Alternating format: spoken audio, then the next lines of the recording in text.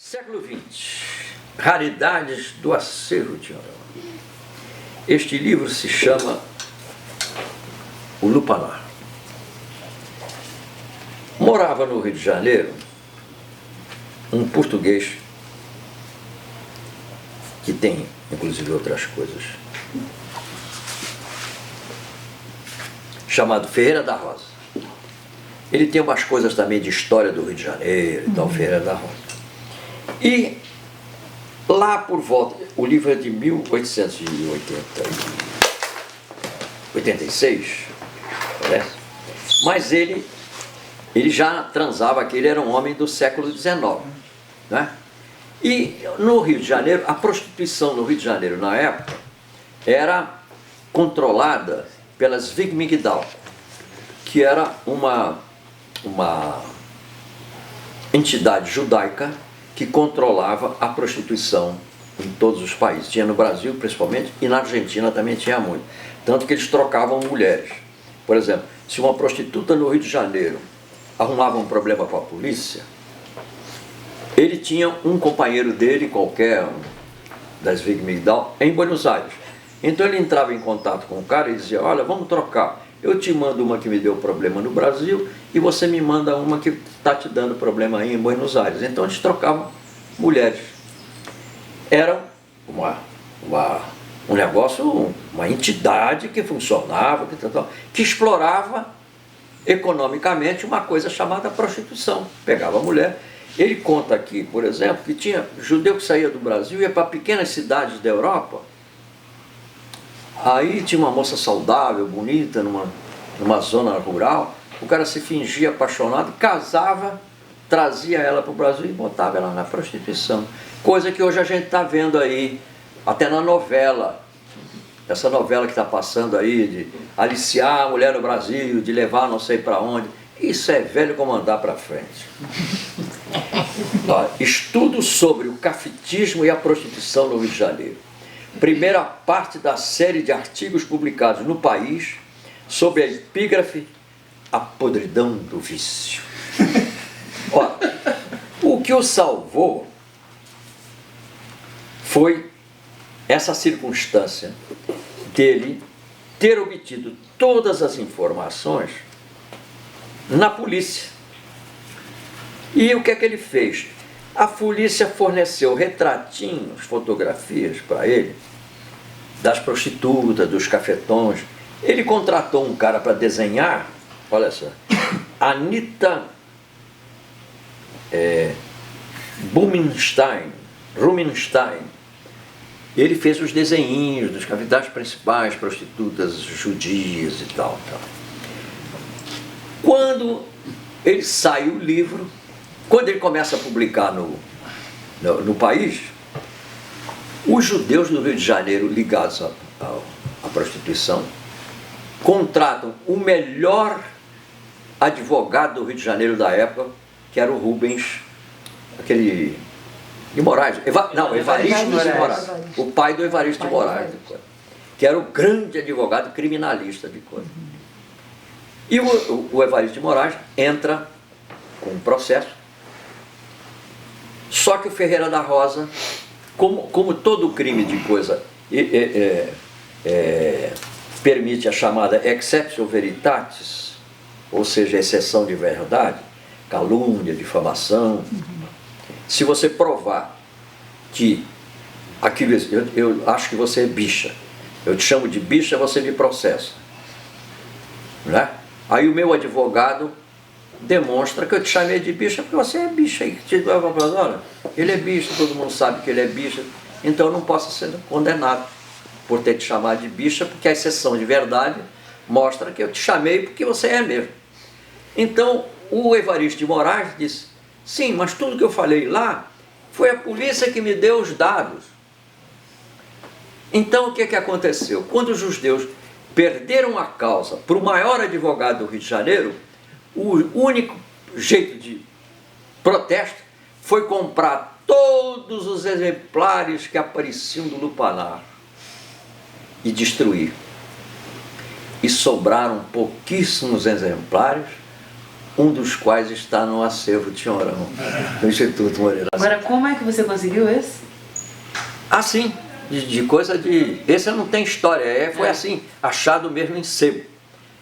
A Margarete Rago, quando ela fez ela fez aquele livro sobre mulheres e tal, ela soube desse livro e ficou louca e andou. Ela é paulista, mas veio ao Rio de Janeiro, foi à Biblioteca Nacional. Aí alguém disse para ela assim, olha, parece que o Tinhorão tem. Aí ela foi lá e eu emprestei para ela. Agora, Tinhorão, quando você faz um achado desse, quando você encontra o lupanar, você já sabe que ele é importante ou é casual? Às vezes eu tenho notícia e às vezes é casual. Entendeu? Às vezes eu tenho notícia e às vezes é casual. Este aqui, por exemplo, é absolutamente casual. O nosso grande poeta Laurindo José da Silva Rabelo, Laurindo Rabelo, chamado o Poeta Lagartixa, tem um livrinho que ele fez, que reuniram, porque ele era um cara muito engraçado, inclusive fazia versos de sacanagem, chamadas poesias livres.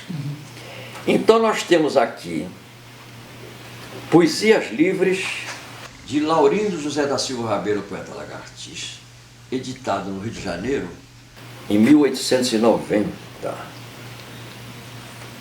Como tem senhoras na sala, eu nem posso ler um exemplo que seria muito curioso, só se as senhoras permitirem. De minha parte. Permitem, né? Então, para vocês sentirem o que era o Poeta Lagartixa quando ele resolvia escrever... Soltar a língua. Soltar a língua em versos sacanas.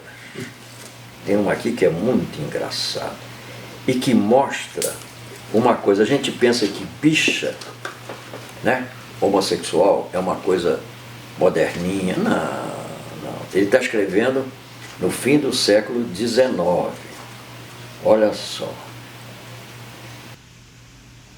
Olha, vamos dizer. Mote. Vá pra puta que o pariu. É o mote. Tá bom. Começou bem. Certa sujeita do Paço Imperial, certa sujeita do Paço, um amante namorava com quem se punheteava com todo desembaraço.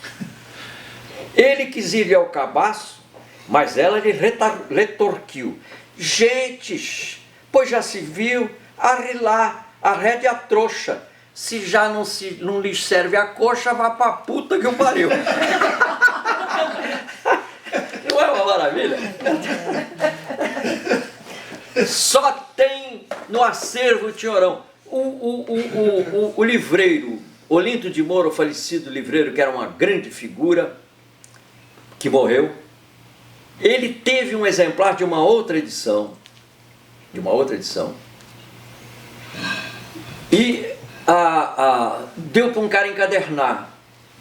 Fez tanta recomendação para o coitado do encadernador, que o encadernador resolveu fazer uma coisa, para a reprodução. Que ele queria uma edição facsimilar. Deu o exemplar para o cara e fez, olha, tem que sair perfeito, eu quero que saia igual ao original. Sabe o que o cara do coitado fez? Ele cortou com gilete todas as páginas para botar entre vidro, para poder sair uma reprodução perfeita. Quando entregou aquele negócio assim, cortado, com o recorte dentro. Seu Olinto, olha, eu fiz com todo capricho. Ele ficou tão desgostoso que ele vendeu.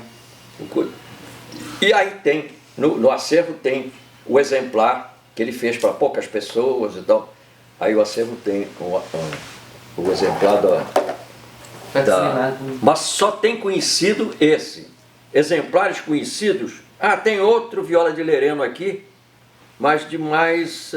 Aquela edição de 1845, esta aqui é uma edição de 1819. Essa 19 só anos depois da morte dele. Mas, essas são as poesias livres.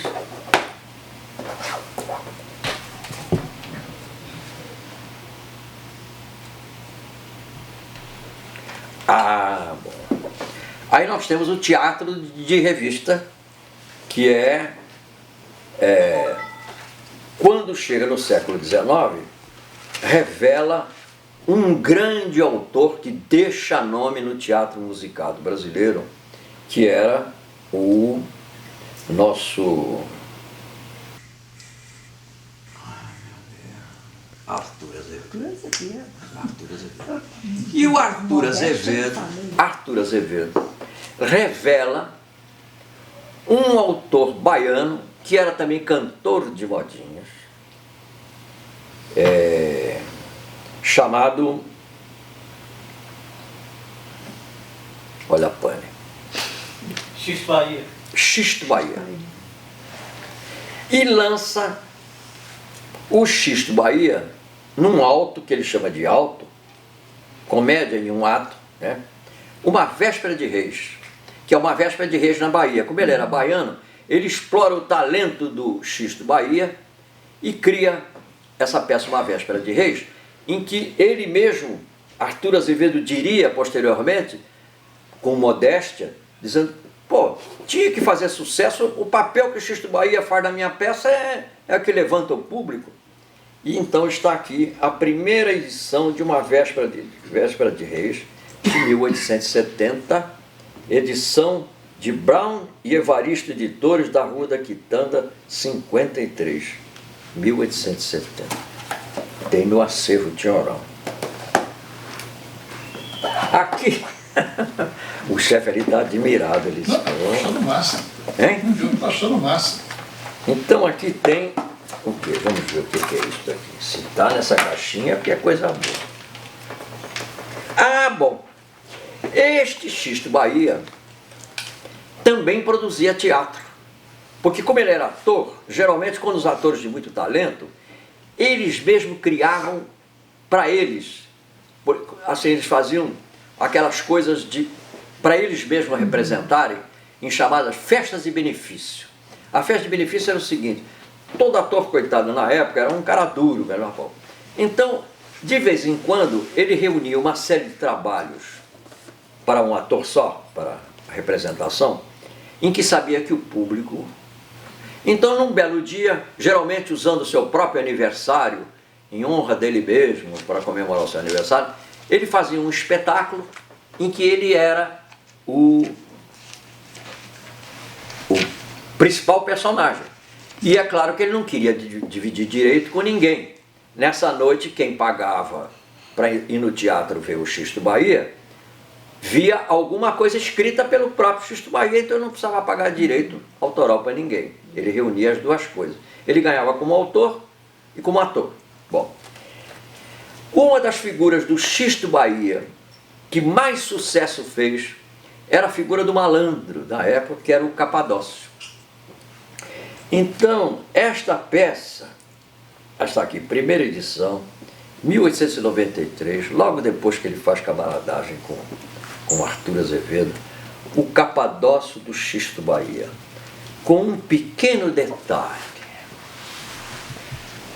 Na última página, na preocupação de não ser enganado, de ninguém ficar, imprimir mais e receber os direitos, ele fez assim. São considerados de edição ilícita todos os exemplares não rubricados pelo autor.